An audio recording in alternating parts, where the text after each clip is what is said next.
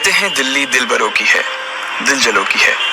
कहते तो ये भी हैं कि दिल्ली दिल फरेबों की भी है। और लकी यानी कि लक्ष्मण लाल अग्रवाल में ये सारे गुण मौजूद थे। लोग उसकी शक्ल को देखकर ही कह देते थे, अबे दिल्ली से हो क्या? लकी वैसे दिखने में स्मार्ट और अट्रैक्टिव था, पर जेब से खस्ता हालत होने की वजह से रहता बेहद सिंपल तरीके से था। शर्ट का रंग उड़ा हुआ और पैंट से पैबंद जुड़ा हुआ। कहने को तो उसकी उम्र के लड़के दिल्ली की सड़कों पर रात को मोटर बाइक दौड़ाते थे, लेकिन लकी उर्फ लक्ष्मण लाल अग्रवाल सिर्फ कमरे से कॉलेज में पढ़ाई और गर्लफ्रेंड डिंपल के साथ थोड़ा वक्त बिताना, फिर कॉलेज से दुकान, दुकान से जब होम डिलीवरी आए तो वहां, और फिर घर चला जाता था। हाँ, कभी कभी जब वो किसी लड़के को खाली सड़क पर मोटर बाइक दंदनाते हुए देखता तो कहता, एक दिन अपना टाइम भी आएगा जब मैं चश्मा लगाकर बैठूंगा और पीछे डिंपल को बैठाऊंगा। देखना, जब वो मेरी कमर में अपना हाथ कसेगी और मैं तेजी से मोटरसाइकिल को इंडिया गेट के आसपास दौड़ाऊंगा, तो सारे दिल्ली का दिल हम दोनों को देखकर चलेगा। दुकान में रखा हुआ बर्नॉल भी काम नहीं आएगा। लकी ने कहा और अपने हाथ में बर्नॉल की क्रीम को दबा दिया। जैसे ही उसने क्रीम को दबाया, उस क्रीम बाहर आ गई। अबे गधे, क्या कर रहा है? वो कोई स्पंज की गेंद है क्या जो उसे दबा रहा है? दुकान के मालिक ने उससे फटकारते हुए कहा और उसके सर पर एक चपत लगा दी। Sorry sir. लकी ने अपना सिर बचाते हुए कहा। वो करोल बाग में स्थित एक छोटी सी मेडिकल स्टोर पर काम करता था। उसकी दुकान का नाम था चमन मेडिकल स्टोर और उसके ओनर का नाम था चमन लाल। लकी पिछले 5 साल से इन्हीं की दुकान पर काम कर रहा था। यहाँ इस छोटी सी शॉप पर काम करना उसकी मजबूरी थी। लाइफ में कंगाली की वजह से उसे कॉलेज में पढ़ाई पूरी करने के लिए पार्ट टाइम जॉब करना था। उसने कई अच्छी जगह अच्छी तनख्वाह की नौकरी ढूंढी पर नहीं मिली और वो इस मेडिकल स्टोर पर ही अटक गया। गधे, अब इसके पैसे क्या तेरा बाप भरेगा? कटेगा। इसका पैसा भी तेरी तनख्वाह से कटेगा और एमआरपी से डबल रेट में कटेगा। चमन ने अपने दांतों को किचमिचाते हुए कहा। गुस्से की वजह से उसकी नाक फूल गई थी और लकी की सांसें। उसने घबराते हुए ओनर से पूछा, एमआरपी से डबल क्यों सर जी? ताकि अगली बार से ऐसी कोई हरकत करने से पहले तू डबल बार सोचे, चमन ने कहा और उसके हाथ से ट्यूब छीन ली। उसका जी तो चाह रहा था कि वो लकी की खोपड़ी पर एक और बार अपना हाथ साफ कर ले, लेकिन उससे पहले ही दुकान का फोन बजने लगा। फोन की घंटी बजते ही लकी को वहां से निकलने का मौका मिल गया और वो भागते हुए फोन उठाने के लिए चला गया। हेलो जी, करोल बाग के बेस्ट मेडिकल चमन मेडिकल स्टोर से बोल रहा हूँ, बताइए क्या काम था? ये लकी की पेटेंट लाइन थी। चाहे कहीं से भी फोन आए, लेकिन उसे फोन पर बस यही बोलना था। जैसे ही इधर लकी ने अपनी बात कही, उधर से जवाब आया, मैं ब्लूमिंग नाइट होटल के कमरा नंबर 303 से बात कर रहा हूँ। एक छोटा सा ऑर्डर है, नोट करो और जल्दी से होटल पर डिलीवर करवा दो। वो एक लड़के की आवाज थी। उसकी आवाज में काफी भारीपन और एक अजीब सी जल्दबाजी थी।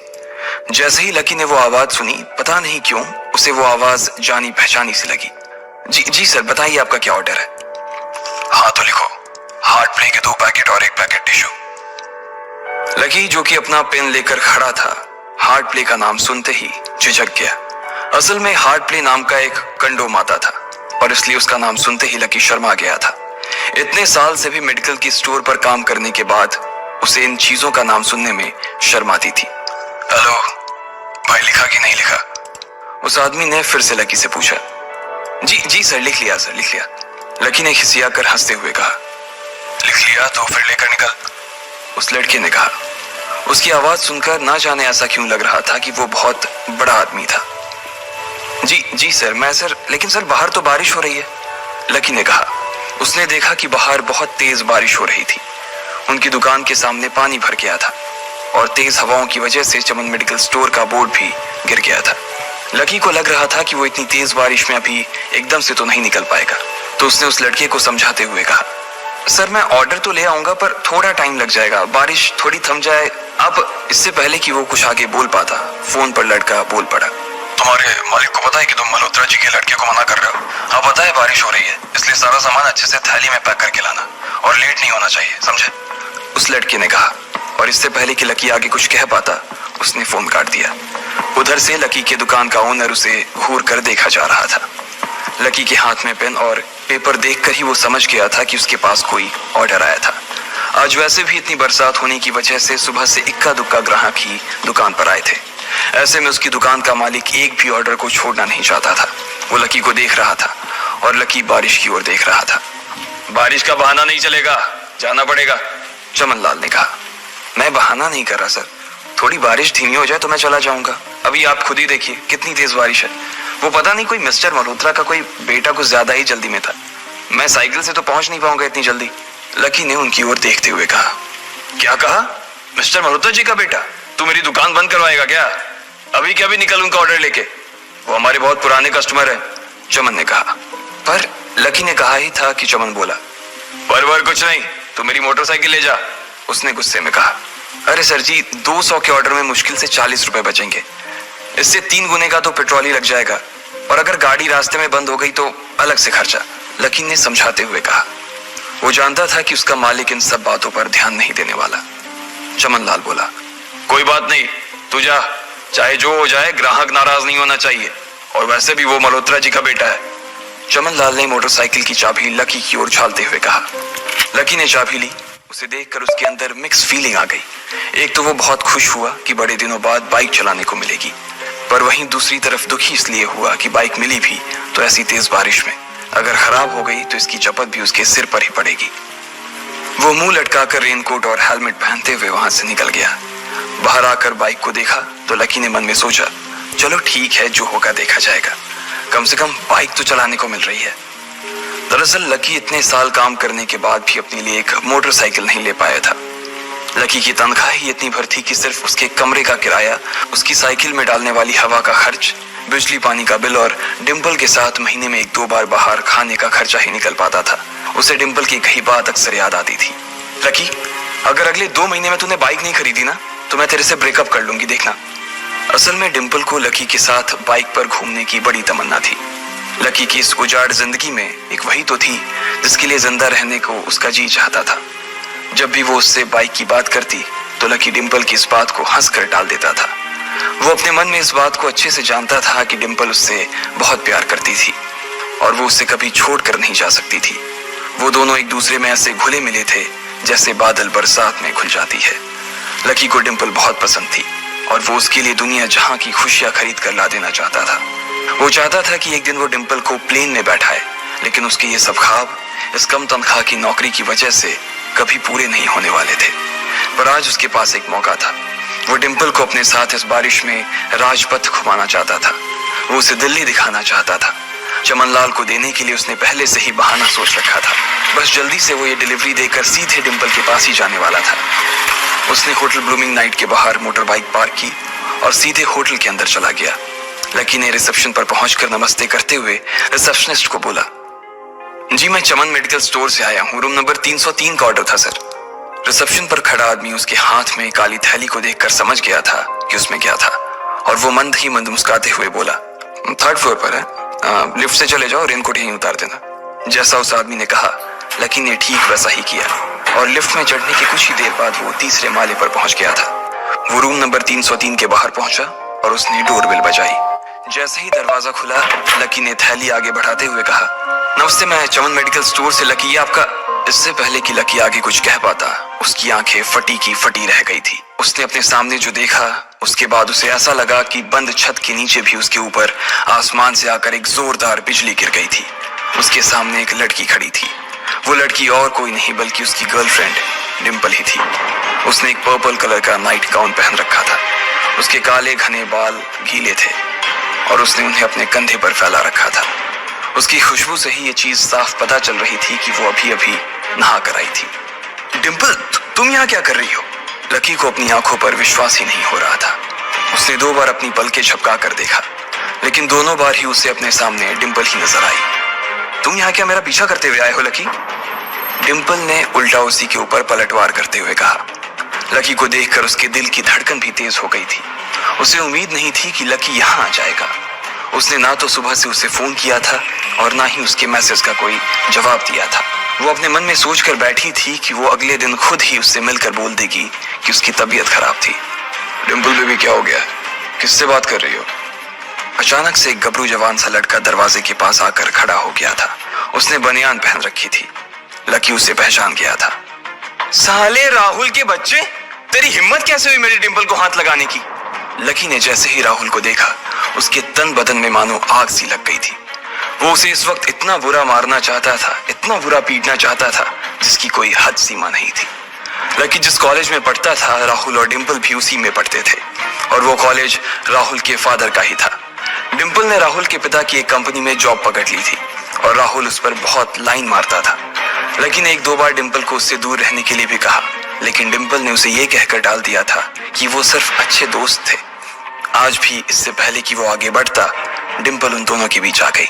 रुक जाओ, डिंपल ने गुस्से में कहा और लकी के सीने पर हाथ रखकर उसे रोक दिया। लकी लंबी सांसें ले रहा था और कुछ ही सांसों के बाद उसका गुस्सा शांत हो गया। अब डिंपल के पास भी छुपाने के लिए कुछ नहीं था, इसलिए उसने लकी से कहा, लकी, आज से तुम्हारा और मेरा ब्रेकअप। ब्रेकअप? लकी के पैरों के नीचे से जमीन खिसक गई थी। उसकी आंखें नम हो गई। लकी को उसकी बातों पर विश्वास नहीं हो रहा था। उसने डिंपल की ओर देखा और बोला, डिंपल, हम पिछले 1 साल से एक दूसरे के साथ हैं और तुम हो कि मुझसे ब्रेकअप करना चाहती हो? अरे मैं तो तुम्हारे लिए नई बाइक लेने वाला था। चल रहने दे, आज ही याद आई है तुझे बाइक की। अरे तेरे पास मुझे बाहर घुमाने के लिए, खिलाने पिलाने के लिए पैसे तो है नहीं, तू कहां से लेगा बाइक? और अगर ले भी लेगा तो उसमें पेट्रोल कहां से डलवाएगा? तेरी 8,000 रुपए महीने की नौकरी, उसमें होगा ये सब? लोग हंसते हैं मेरे ऊपर जब मैं सरोजनी में तेरे साथ घूमती हूँ। मैं ऐसी लाइफ नहीं जीना चाहती लकी। मैं तेरी तरह गरीब नहीं रहना चाहती। तूने मुझे फंसाया था, उल्लू बनाया था तूने मुझे, इसलिए मैंने राहुल से मैचअप कर लिया है। आज से यही मेरा बॉयफ्रेंड है, डिंपल ने गुस्से में कहा। अच्छा, तो बेबी ये है तुम्हारा वो बेकार सा एक्स बॉयफ्रेंड? राहुल ने पूछा और डिंपल के बगल में आकर खड़ा हो गया। फिर उसने लकी के हाथ से थैली उठाई और उसमें से हार्ड प्ले का पैकेट निकालकर उसे चिढ़ाने के लिए उसे हवा में लहराने लगा। बाप रे, इससे बदकिस्मत इंसान इस दुनिया में और कौन होगा? राहुल ने उसकी टांग खींचते हुए कहा। लकी के पास उसकी बात का कोई जवाब नहीं था। उसने गुस्से से डिंपल की ओर देखा और अपनी हाथों की मुट्ठी भींच ली। फिर वो वहां से निकल गया। अबे पैसे तो ले जा, सब कुछ फ्री में देता जाएगा क्या?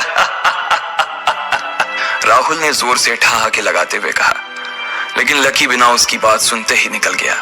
उसके दिमाग में डिंपल के कहे शब्द गूंज रहे थे। उसने कभी सपने में नहीं सोचा था कि डिंपल उसके साथ कुछ ऐसा भी कर सकती थी। जिस इंसान के लिए वो इतना कुछ करना चाह रहा था, उसे उसकी कोई कदर ही नहीं थी। लकी इतना हताश हो गया था कि बुरी तरह से रोने लगा। इस बार वो लिफ्ट से नहीं बल्कि सीढ़ियों से नीचे उतरा और एक ही एक सीढ़ी उतरने के साथ उसके आंसू आंखों से छलकते जा रहे थे। जब उसकी आवाज सुनकर कुछ लोग अपने कमरे से बाहर आए तो लकी ने तुरंत अपने आंसू पोंछे और तेजी से वहां से भाग गया। उसे जिंदगी में पहली बार प्यार हुआ था और पैसों की कमी की वजह से ना सिर्फ उसका प्यार बल्कि उसकी पूरी जिंदगी बर्बाद हो गई थी। लकी जैसे ही बाहर आया तो उसने देखा कि बाहर अंधेरा हो गया था। आसमान में तेज बिजली कड़की और बारिश जो थमी थी एकाएक फिर से झमाझम बरसने लगी। ये देख लकी के थमे हुए आंसू एक बार फिर से छलक गए। उसका दिल बुरी तरह से टूट चुका था, लेकिन उसे इस बात की खुशी भी हो रही थी। आखिर आज उसे डिंपल का असली चेहरा नजर आ गया था। वो तो उसके साथ घर बसाने की सोच रहा था, लेकिन अच्छा हुआ कि उसने पहले ही उसका घर बर्बाद होने से बचा लिया। लकी को दुख तो बहुत हो रहा था, पर उसे यह भी लग रहा था कि उसे आगे चलकर यही दुख उसे खुशी देने वाला था। लेकिन एक चीज थी जो लकी को परेशान कर रही थी, वो थी उसकी माली हालत। उसकी जेब इतनी तंग थी कि उसे फटी हुई जेब की पैंट पहनकर घूमना पड़ता था। कभी कभी तो लकी सिर्फ रोटी खाकर दिन काट लेता था। वो कब से कोशिश कर रहा था कि कोई अच्छा काम पकड़ सके, लेकिन उसे कोई काम देने को राजी नहीं था। उसने टूटे हुए दिल को दिलासा देते हुए मन में सोचा कि डिंपल पर खर्च होने वाले पैसे बच जाने से शायद उसके हालत सुधर जाएंगे, पर फिर भी वो रातों रात रईस नहीं हो जाने वाला था। उसने ऊपर आसमान की ओर देखा और जोर से चिल्लाया, अगर इतना ही अनलकी बनाना था तो फिर नाम लकी क्यों रखा भगवान? वो जितनी जोर से चिल्ला सकता था उतनी जोर से चिल्लाया। उसकी आवाज से आसपास खड़े लोग एक बार तो डर गए थे। लकी ऊपर ही देख रहा था और उसके आंसू बारिश के पानी के साथ मिल गए थे। जैसे ही वो फूट कर रोने को था, तभी उसके फोन पर एक मैसेज आया। जैसे ही लकी ने अपना फोन निकालकर उस मैसेज को पढ़ना शुरू किया, उसकी तो आंखें ही चमक गई। अचानक उसके आंसू हंसी में बदल गए और वो जोर जोर से वहीं सड़क पर नाचने लगा। उस मैसेज में लिखा था, परिवार की रिसर्च और परिवार के निर्णय के हिसाब से अग्रवाल परिवार का वारिस लक्ष्मण लाल अग्रवाल उर्फ लकी ने गरीबी अभ्यास की परीक्षा को पास कर लिया है और आज से ही वो उस जमीन और उस जायदाद का मालिक हो जाएगा जो परिवार ने उसके नाम कर रखी थी। ये कैसा मैसेज था? आखिर कौन था लकी, क्या थी उसकी असलियत, और वो कैसे रातों रात ही अनलकी से लकी हो गया था।